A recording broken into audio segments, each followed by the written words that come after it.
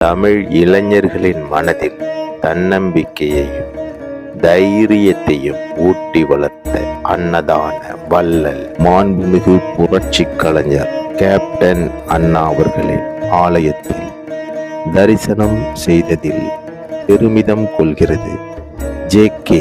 Captain media YouTube channel. அந்த வானத்தை போல மனம் படைச்ச மன்னவனே, பனி துளிய போல குணம் படைச்ச தென்னவனே, மஞ்சளிலே ஒரு நூலெடுத்து விண்ணுக்கும் மண்ணுக்கும் சம்பந்தம் உண்டுன்னு சொன்னது யாரு? அது மன்னவன் பேரு.